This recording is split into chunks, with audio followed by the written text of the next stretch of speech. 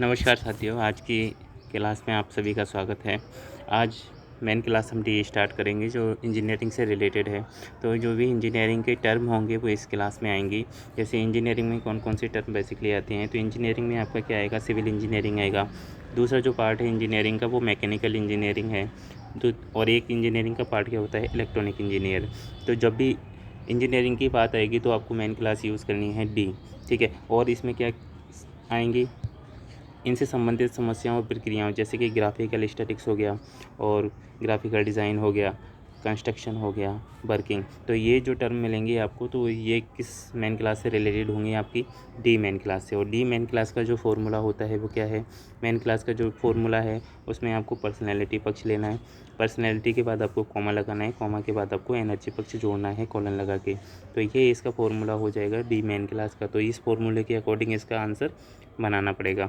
अब आप देखिए कि जो डी मेन क्लास है उसका सब डिवीज़न कैसे किया गया है, कौन कौन से पार्ट में इसका डिवीज़न किया गया है। तो जो मेन क्लास है आपकी डी, उसमें फॉर्मूले के अकॉर्डिंग तो आप देखिए पी पक्ष से जोड़ना है आपको, पी पक्ष के बाद आपको P2 ऐड करना है, फिर उसके बाद एनर्जी पक्ष लेना है। तो जो पी पक्ष है उसमें कौन सी चीज़ें आएंगी जो आपको ऐड करनी होंगी, तो पर्सनैलिटी का जो पी लेवल है, यानी कि पी का फर्स्ट लेवल होता है, उसमें आपको क्या है, व्यक्तित्व पक्ष का विभाजन कार्य के आधार पर किया गया है। इसका मतलब ये है कि जो आपका पी पक्ष आप ऐड करेंगे तो उसका डिवीज़न जो किया गया है वो वर्क फेसेट के अकॉर्डिंग किया गया है। मतलब जो इसमें जो टर्में आएंगी वो वर्क फेसेट के अकॉर्डिंग आपको यूज़ करनी है। और व्यक्तित्व पक्ष का जो लेवल सेकंड होता है, व्यक्तित्व पक्ष का स्तर 2 भी कार्य का ही विभाजन है। मतलब इसमें भी कार्य का ही लेवल आएगा, मगर जो D6 इसका डिवीज़न है, जो इंजीनियरिंग की जो क्लासें हैं उसमें हर क्लास का एक सब डिवीज़न बनाया हुआ है। तो D6 के कार्य के भाग को व्यक्त नहीं करता है। मतलब ये वर्क फेसेट का पार्ट नहीं है, ये किसका पार्ट है, वह प्रयोग के क्षेत्र को बताता है। मतलब ये D6 का जो पार्ट है वो एप्लीकेशन से रिलेटेड है। इंजीनियरिंग की जो भी एप्लीकेशन होंगी वो किस में आएंगी, D6 में आएंगी, ठीक है।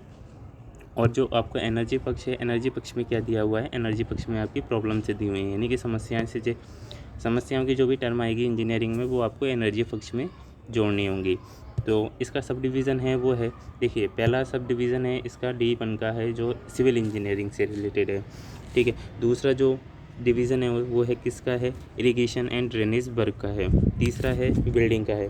तो जो जो डिवीज़न है इनके इंजीनियरिंग मेन क्लास के, उनके भी सब डिवीज़न बनाए हुए हैं, वो नेक्स्ट हम आगे पढ़ेंगे इसी में। जैसे D4 का है, D4 किससे रिलेटेड है, D4 की टर्म में जो आएगी वो ट्रक से रिलेटेड होगी। और D5 में आपका आएगा ट्रांसपोर्ट और व्हीकल से रिलेटेड,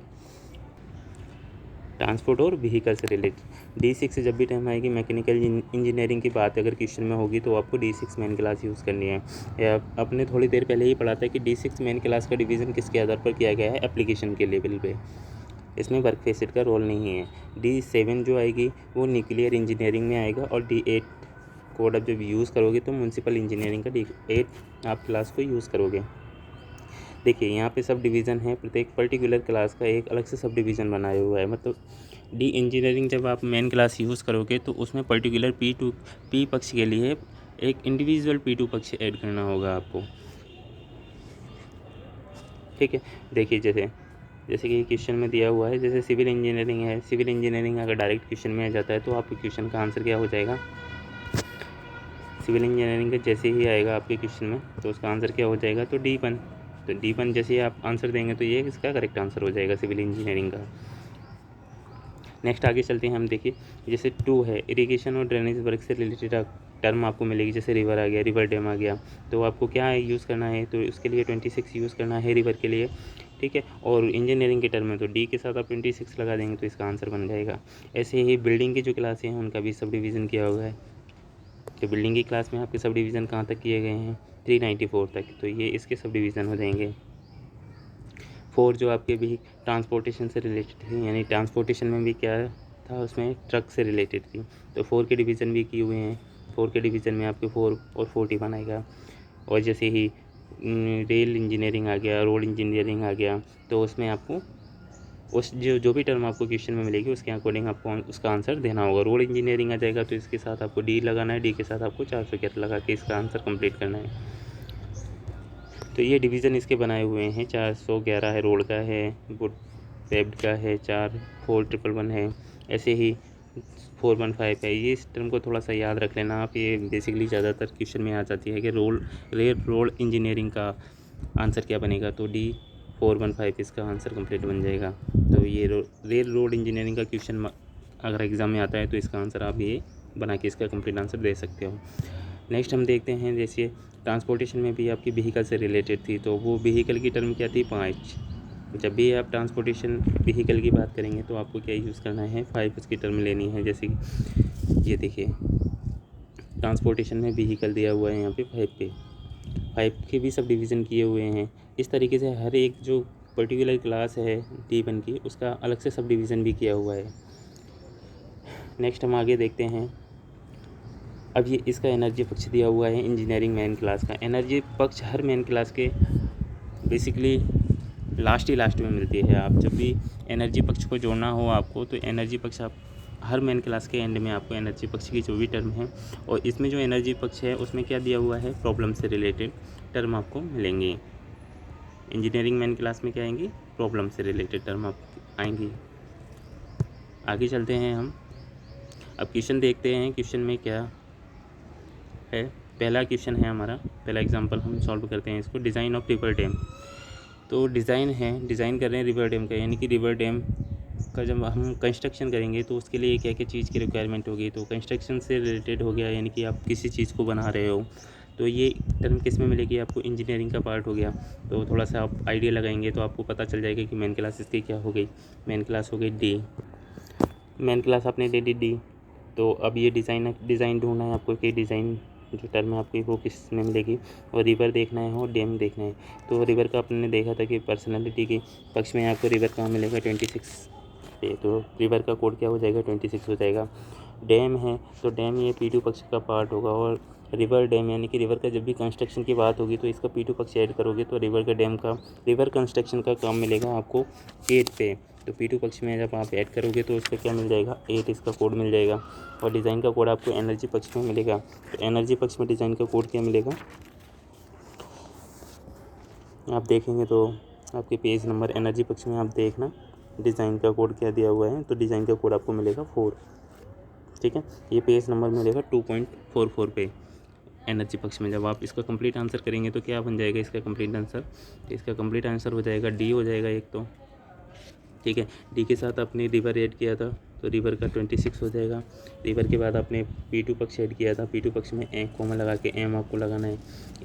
फिर आपको क्या लगाना है, एनर्जी पक्ष के लिए क्या लिया है आपने 4। तो ये इसका कंप्लीट आंसर बन जाएगा। तो इस क्वेश्चन का कंप्लीट आंसर क्या होगा, डी 26 कोमा के बाद यहाँ पे एम नहीं आएगा, एम का हमें ऐड करना है। तो एम की जगह क्या लगेगा, 8 लगेगा। 8 के बाद आपको क्या लगाना है, कॉलन लगाना है। कॉलन के बाद आप 4 लगा के इसका आंसर बनाएंगे। तो ये जो कंप्लीट आंसर बन जाएगा डिज़ाइन ऑफ रिवर डैम का, डी 26 8 कॉलन 4, ये इसका कंप्लीट आंसर होगा। नेक्स्ट क्वेश्चन है हमारा ये। नेक्स्ट क्वेश्चन में हमने क्या लिया हुआ है, रिवर डैम। तो रिवर की जब भी टर्म मिलेगी आपको, रिवर कहाँ मिला था, तो रिवर मिला था आपको 26 में। ये किसका पार्ट है, पर्सनैलिटी का, यानी कि व्यक्तित्व पक्ष में आपको 26 मिल गया रिवर का। और डैम किसकी टर्म में है, तो डैम आपको मिलेगा 8 में, ये P2 का 8, ठीक है। तो इसलिए इसका कंप्लीट आंसर क्या बन जाएगा, इंजीनियरिंग इसकी मेन क्लास हो गई। रिवर का कोड हो गया 26 के बाद आपको डैम लगाना है। डैम का मिलेगा आपको अदर वर्क्स में, यानी कि जो भी रिवर के कंस्ट्रक्शन का काम होगा उसके अकॉर्डिंग आपको आंसर देना है। तो इसमें एम की जगह यहाँ पे क्या लग जाएगा, 8। इस तरह से ये इसका कंप्लीट आंसर बन जाएगा। नेक्स्ट एग्जांपल हम लेते हैं। नेक्स्ट एग्जांपल है हमारा रेल रोड इंजीनियरिंग। तो रेल रोड इंजीनियरिंग का मैंने आपको पहले भी बताया था कि इस टर्म को आप थोड़ा सा याद कर लोगे कि रेल रोड कहाँ मिलेगा आपको। तो रेल रोड आपके कहाँ मिला था, पर्सनैलिटी में भी कहाँ मिला था, 415 पे। आप पेज नंबर देखेंगे बुक का तो 2.40 पे आपको रेल रोड मिल जाएगा, जिसका कोड दिया हुआ है 415। तो इंजीनियरिंग का जो मेन कोड होगा वो क्या होगा, डी। तो इसका कंप्लीट आंसर जब बनाओगे आप तो क्या बन जाएगा, इसका कंप्लीट आंसर आप करेंगे तो ये बन जाएगा डी 415। तो रेल रोड इंजीनियरिंग का जो क्वेश्चन आपको आएगा उसका ये कंप्लीट आंसर हो जाएगा। नेक्स्ट चलते हैं हम। नेक्स्ट हमने आज 4 क्वेश्चन सॉल्व किए हैं इंजीनियरिंग मेन क्लास के, तो आप इस मेन क्लास में थोड़ा सा ध्यान रखना है कि आपको पर्टिकुलर पी के लिए पर्टिकुलर P2 पक्ष दिया हुआ है। अब हमारी नेक्स्ट जो आगे की क्लास है वो है ई यानी कि केमिस्ट्री से रिलेटेड है, और केमिस्ट्री की क्लास हम यूज़ करेंगे तो उसमें क्या क्या आएगा। तो एक केमिस्ट्री की जो भी टर्म होंगी केमिकल से रिलेटेड, तो उनमें यानी कि द्रव्य पदार्थ से रिलेटेड आपको टर्म मिलेगी क्वेश्चन में, तो आपको केमिकल यानी कि केमिस्ट्री ई मेन क्लास को यूज़ करना है। तो इसमें क्या दिया हुआ है, इस विषय में विभिन्न प्रकार के द्रव्य एवं पदार्थों के संयोजन, बनावट, गुणधर्मों तथा उनसे संबंधित रासायनिक परिवर्तनों और प्रक्रियाओं का अध्ययन किया जाता है। मतलब जो भी केमिकल से रिलेटेड टर्म आपको मिलेगी तो आपको क्या यूज़ करनी है, उसकी मेन क्लास आप यूज़ करेंगे ई। नेक्स्ट हम आगे पढ़ते हैं इसकी डेफिनेशन में और क्या दिया हुआ है। रसायन शास्त्र विषय के व्यक्तित्व पक्ष में रासायनिक द्रव्यों का उल्लेख द्रव्यों की एकल संख्या यानी कि ग्रुप नंबर, ठीक है, और आवर्त सारणी यानी कि पेरियोडिकल टेबल के आधार पर किया गया है। तो जो इसका पर्सनैलिटी पक्ष का जो डिवीज़न किया गया है वो रासायनिक द्रव्यों के आधार पर किया गया है, ग्रुप नंबर के और पेरियोडिकल टेबल के आधार पर किया गया है। और जो इसकी रासायनिक केमिस्ट्री की जो P2 पक्ष आप ऐड करेंगे तो उसमें P2 में क्या मिलेगा आपको, 5 जो इसका कोड होगा वो ऑर्गेनिक सब्सटेंस से होगा, 6 इसका कोड होगा वो किसका होगा, अल्फ़ा एलिफेटिक कंपाउंड से रिलेटेड होगा, और 7 किसका होगा, एरोमेटिक का। तो ये टर्म आपको इसमें मिलेंगी P2 पक्ष में, ठीक है। ऑर्गेनिक सब्सटेंस हो गया, दूसरा होगा एलिफेटिक कंपाउंड। एलिफेटिक कंपाउंड में आपकी जो टर्म मिलेंगी वो किससे रिलेटेड होंगी, जैसे अभी मैथिन हो गया, एथेन हो गया, प्रोपेन हो गया, ब्यूटेन हो गया। तो ये जो टर्म है आपकी किस में मिलेंगे, 6 में, ये 6 के डिवीज़न है। एरोमेटिक की जो टर्म है जैसे कि एरोमेटिक कंपाउंड है, तो एरोमेटिक कंपाउंड में आपको क्या मिलेगा, बेंजोइड मिल जाएगा, बेंजीन मिल जाएगा। तो इस तरीके से टर्म मिलेगी आपको, तो ये 7 से रिलेटेड होगी। और 8 में आपके क्या दिया हुआ है, 8 में दिया हुआ है हेटेरोकिक साइकिल कंपाउंड। तो 8 में क्या आएगा, ऑक्सीजन रिंग आ गया, जैसे नाइट्रोजन रिंग आ गया, सल्फर रिंग आ गया। तो ये जो टर्म मिलेंगे आपको किस में मिलेंगे, 8 वाले कंसेप्ट में। तो मतलब ये जो आप मेन क्लास यूज़ करोगे ई केमिस्ट्री, तो उसमें 8 में जो 8 के ये डिवीज़न किया गया है। और जो एनर्जी पक्ष का डिवीज़न किया गया है वो उसमें क्या मिलेगा आपको, एनर्जी पक्ष में मिलेगा आपको रासायनिक परिवर्तन और प्रक्रियाओं का उल्लेख किया गया है। तो जो ई केमिस्ट्री मेन क्लास होगी वो बेसिकली केमिकल से रिलेटेड होगी, और केमिकल की जब भी आप क्लास यूज़ करोगे तो इसका जो फॉर्मूला होता है, ई केमिस्ट्री का फॉर्मूला होगा आपका ई के बाद आपको पर्सनैलिटी पक्ष जोड़ना है, पर्सनैलिटी के बाद आपको कॉलन लगाना है, कॉलन के बाद आपको एनर्जी पक्ष जोड़ना है,